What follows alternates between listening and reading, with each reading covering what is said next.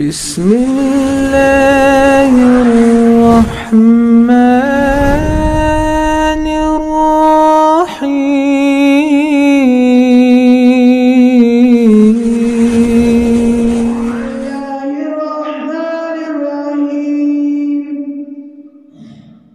ذلك الكتاب لا ريب فيه صدق الله العظیم۔ قرآن کریم دنیا کی انقلابی کتاب ہے۔ اس انقلابی کتاب کو انسانوں کے علاوہ جنات نے بھی تسلیم کیا ہے۔ خالق کائنات نے اس کی تصدیق کلام اللہ میں فرما دی۔ اقوام عالم میں جن قوموں نے قرآن مجید سے رشتہ جوڑا وہ کامیاب و کامران ہو گئے، اور جن قوموں نے اس سے وابستگی چھوڑ دی وہ تباہ و برباد ہو گئے۔ چونکہ قرآن مجید حقیقی بادشاہ کا کلام ہے، دنیا میں اس سے ٹکرانے والے خود مٹ جایا کرتے ہیں۔ آج کے اس پرفتن دور میں ہمیں دل و دماغ کی مکمل یکسوئی کے ساتھ یہ سوچنا ہے کہ آخرکار دامن اسلام میں وہ کون سا پہلو ہے جو حق و صداقت کا حامل نہ ہو۔ سماج و معاش، فکر و نظر، سیاست و قیادت میں وہ کون سا شعبہ ہے جس کی کامل رہنمائی کے لیے خالق و ارض و سما نے کوئی ضابطہ فراہم نہ کیا ہو۔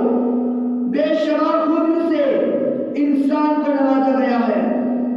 حضرات گرامی، دنیا میں جب بھی ظلم پھیلا، دنیا میں جب بھی بدکرداری پھیلی، دنیا میں جب بھی طغیان پھیلی، دنیا میں جب بھی نظاموں کا وقار توڑا، دنیا میں جب بھی انسانی غیر کے جنازے نکلے، دنیا میں جب بھی انسان نے غیر اللہ کے آستانے پر اپنی پیشانی جھکانے کی کوشش کی، قدرت کی اتاری ہوئی چیزوں کا مذاق اڑانے لگے، تو اللہ تعالیٰ ہر ایک زمانے میں یہ فرماتا ہے۔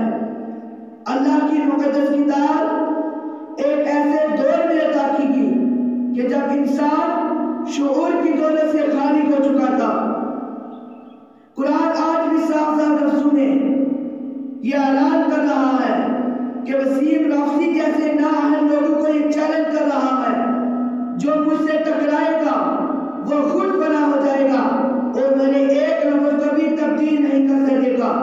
قرآن نے آج سے 1450 سال پہلے فصحائے عرب کو ایک بہت بڑا چیلنج دیا تھا، اور یہ چیلنج یہ تھا، فصحائے عرب تم ناک رگڑ رگڑ کر مر جاؤ گے مگر میری ایک چھوٹی سی سور کی مثال پیش نہیں کر سکتے۔ قرآن کا سب سے بڑا قانون یہ ہے کہ یہ کل بھی اپنی قیامت تک یہ قانون ہے کہ کل بھی اپنی اصل پر تھا اور آج بھی